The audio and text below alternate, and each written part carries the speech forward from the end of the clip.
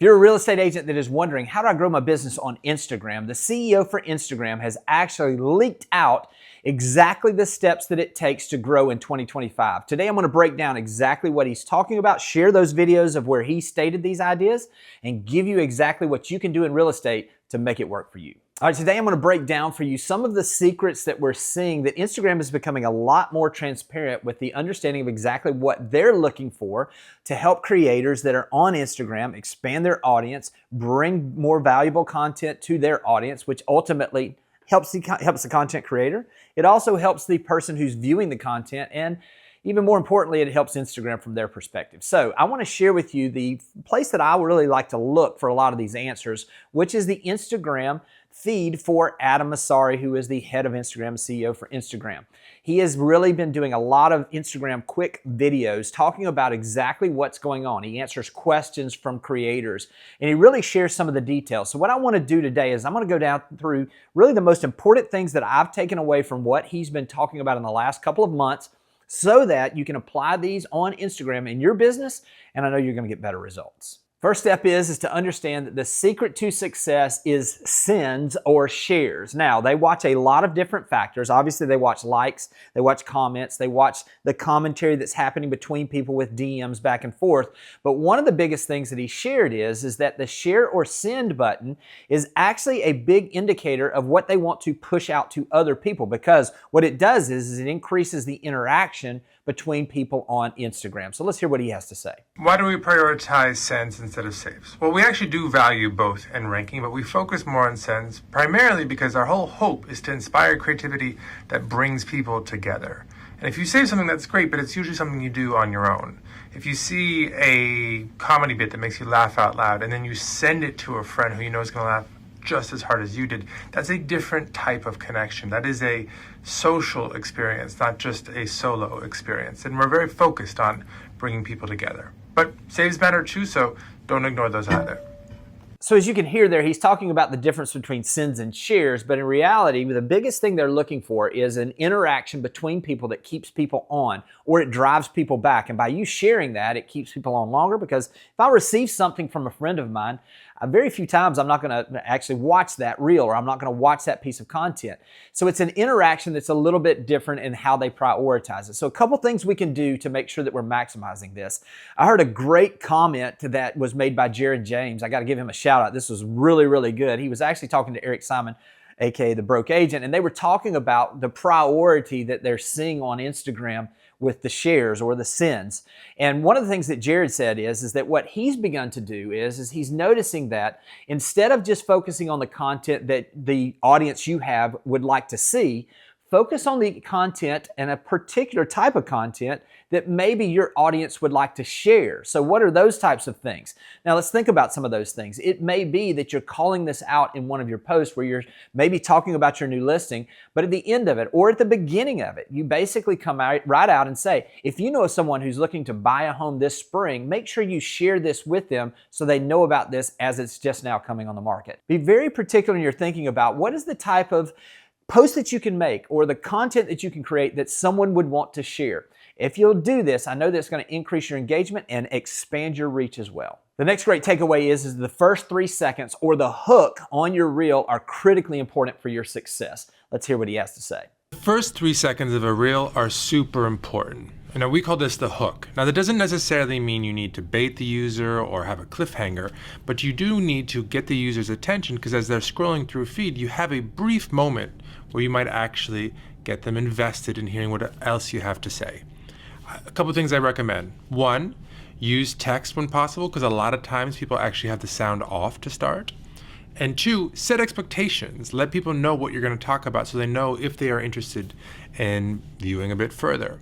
Try this out. Let me know. There's different ways of creating hooks, and hopefully if you experiment enough, you'll find it'll help you reach. All right, so a couple things he mentioned in there were to use text. And then basically what I like to do is to use the text at the beginning, because a lot of people are not going to hear the first part, or it's where you can capture them. Now, this text is not necessarily exactly what you're saying. This may be what this is going to be about. So if this is like new listing alert, Destin, Florida, that would be bold on the front because it's almost like it's calling out those people that might be looking for those new listings. Or it might be something that where you're sharing a specific idea. Also, when you're talking in that first 3 seconds, you want to give a couple of different things. I like to use the acronym GOOD to basically give us an understanding of what can we do to create a hook, or its first 3 seconds is going to get people to want to hang around and hear what you have to say. The G in good actually stands for get right to it. Talk about, don't go into something where you're talking about thanks for coming back to my channel or I'm so-and-so. No one really cares. You want to hook that person right out of the gate with something very, very practical that they're going to want to listen to. So after we get right to it, the next O is to be openly excited. Be the best version of yourself. No one's going to want to stick around if you're boring or if you're just kind of talking in a monotone fashion. So make sure that you're openly excited about whatever it is that you're going to share with them. Then that takes us to the next O, which is offer insight. Talk about what it is that this post is going to be about. And then that takes us really to the D, which is define who it is for. So here's a couple of examples of how we might do this. If you're someone considering selling your home in Destin, Florida this spring, this is the video for you. Or maybe you would do something along this lines. If you're someone who's considering buying your first home, I'm going to share with you the 5 biggest mistakes that most people make. These are the type of things and the hooks that will grab people's attention. There's almost a little bit of a dog whistle there that this is for you. The way that Jimmy Mackin talks about the hook is he says that you need to have that head nod, that people are agreeing as quickly as possible. So if you're putting your posts or your reels together or your videos together, think about how do you capture their attention right out of the gate that gives them insight on what it's about, it gives them an understanding of who it's for, and it's also something that they're going to want to stick around for. Number 3 is that carousels absolutely have more reach than single photo post. Let's hear what he has to say about this. Why carousels often get more reach than photos? 2 main reasons. 1, multiple pieces of media on going to mean more interactions with your carousel post, and more interactions is going to mean more reach on average. And 2, if someone sees your carousel post but they don't swipe, we'll often give that carousel a second chance and automatically move to that second piece of media for the viewer. Also, if you do post a carousel, I highly advise you to add music so it's eligible to show up in video experiences like the Reels tab. Now, don't feel like you have to force it, but if you're on the fence and you can go either way, choosing a carousel over a photo will often help you get more reach. So a couple things that he mentioned there that are really important to understand is you notice that they said that oftentimes if someone doesn't swipe through to the next slide on that carousel the first time that it's put in front of them, that oftentimes they will repost that in front of that person again and they will automatically start it on the first slide and slide it to the second slide. Couple of things. This means that a single photo post is going to get half of the interaction because if they don't go to it the first time, he clearly is stating that with carousels, they possibly are going to share it again. So you've got an ability to reach a bigger audience. The other thing that he mentioned is that it gives the opportunity for people to be engaged for a longer period of time, which is important to them. So what are a couple of the things that we want to notice out of this that he's saying? The first thing is this. The first 2 slides are critically important. So we want to even think about what we were talking about before about having a hook. We want to have a hook in text on that first slide for sure. We want to have some type of a photo that's going to capture their attention. And we want to utilize that to maybe click through or get them to slide through to that next page where we continue to move them along in this. Now, let me give you some examples of some of these things, okay? The first one might be, if you're considering selling your home this spring, these are 7 things you need to know. And then you could have 7 slides that basically go through those. So let me give you another example of this. When we're thinking about someone that used a video here, Emily McAllister is a great one. She had a great video reel that did extremely well where she talked about 5 specific deals for restaurants for families in Greenville, North Carolina in her market. It did really well. But she could convert that also, or you could convert something like that instead of in a video into a carousel. And basically what you could do is you could have a picture of the restaurant with the deal that's there. These are interactive type posts that aren't necessarily real estate related, but will absolutely help your reach and grow your audience. Another one that I can think of is if you're someone who is considering buying this spring, these are the 5 things that you definitely need to know before getting into the process. These are ways that we can begin to create content that's going to be striking people through, that's going to keep them interactive, and it's going to give value to them in a way, and it's also going to give the algorithm value in a way that they're going to continue to share it more and widen your audience. Number 4 is the question that most everybody has about Instagram. How often should I post to make sure that I'm maximizing my reach? Let's hear what he has to say about this. I've got a lot of questions in the last couple of days about how much to post on Instagram. And so I did want to make sure you know that you should prioritize quality over quantity. But in general, posting more will help. The more you post, the more people you're going to reach and the more your follower count is going to grow over time. But don't burn out. Obviously, burnout is a real thing.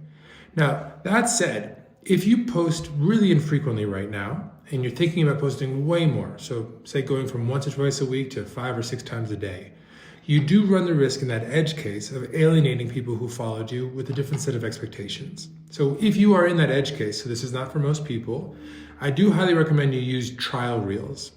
Basically what a trial does is it does not share with your followers and it does not end up on your profile, but it shares with accounts that do not yet follow you. And then the posts that do the best, you can decide to upgrade for your followers into your profile. That way you don't run the risk of frustrating people that have decided to follow you under a different set of terms. So try it out and let me know what you think. See you all soon. So as you'll hear how he mentioned this in there, he said that the best thing you can do is to make sure that you're putting out quality content. So don't sacrifice by trying to post every day and dilute down the type of content you've got, because that'll actually frustrate the people that are following you or that want to be interactive with you. What you want to do is you want to find, as I've always said, a pace where you can have peace. In other words, how many times can you commit to have specific types of posts every single day or every single week? Because once you get to that pace where you have a piece and you find your consistency, it teaches the algorithm the flow of your content as well. What it also does is it gives you the ability to have a systematic approach to what it is that you're going to do. Now, again, he mentioned in there a couple of things. One of the things he mentioned is that it's about quality, but I will tell you, he also mentioned in there that it's about quantity, that the more that you post, typically the more reach you're going to have. So push yourself a little bit to find a way that you can post a little bit more, but that you can keep the quality of that content up. Another way to test some things out to see if certain types of content is going to work for you without you having to expose it to everyone who's already following you was those trial posts that he mentioned. And if you're not sure how to do a trial post, all you got to do is go to Google or go to YouTube and just ask it, how do I post a trial post on Instagram? You can also do that in the search bar on Instagram. So if you're going to increase your reach, it's absolutely going to come right down to the amount of times that you post. If you can keep the quality high and you can increase the quantity of posts you're making, you're definitely going to see better results. Number 5 is what's more important, posting to stories or actually posting on the main portion of your Instagram? Let's hear what he has to say. This is the third in a short series of videos about how ranking works on Instagram. And on this one, I wanted to focus on stories. Now to start, I want to be clear that for almost every creator out there, you're going to reach more people if you post to feed than if you post to stories. And that's because stories is designed to really connect people with others that they know in real life, their friends. Now that said, this is how ranking works. We rank for a number of things, but the most important signals are how likely you are to tap on the story in the first place, how likely you are to like that story, and how likely you are to send a message or reply to that story. Obviously, replies aren't relevant for most people because they're not going to just respond to a creator that they love but they've never met in real life. They might, but they probably won't. So if you want to reach the most people possible, post to feed. But if you want to use stories, remember that they are a way to reach your most passionate audience, a subset. These are people who are willing to go tap on your story without even knowing what's behind it. And so think about things like behind the scenes content, even more authentic and raw content, things that are super timely, things that people who are really passionate about you are going to be excited about, and that will help your stories reach over time. Now, as you'll notice here, he's talking about stories. I think of it this way. I think of the difference between a post to your feed being something like if you were going to a networking event. Let's say that you were going to a Chamber of Commerce event or you were going to a networking event.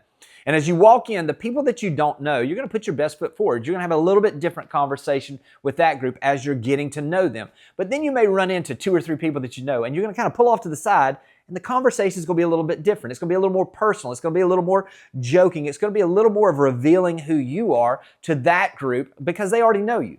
That's the same way with stories. Your stories, as he mentioned, are more shared with the people that already are connected to you.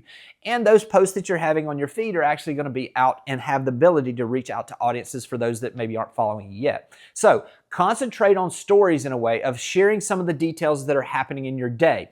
Let it be more behind the scenes type content. Let it be more of you just sharing funny things that happen along the way. This is an area where you deepen relationships through stories and you expand your reach through the posts that you have on your feed. Number 6 is identifying exactly what you need to do to expand your audience on Instagram. This is one where he really breaks down 5 key components, and let's hear what he has to say. If you want your content to be eligible to show up to people who have not decided to follow you yet, you need to meet these 5 criteria. 1, no watermarks. 2, make sure you add audio, particularly important for photos and carousels. 3, if you are posting a video, make sure that it's 3 minutes long or less. 4, make sure that the content is original. And that doesn't mean you can't work with someone else's content, but you have to significantly make it your own. So I could take someone else's video and do a green screen on top of it and give my commentary. That would be original. And 5, make sure your account is in good status, which you can check by going to Profile and to Account Status.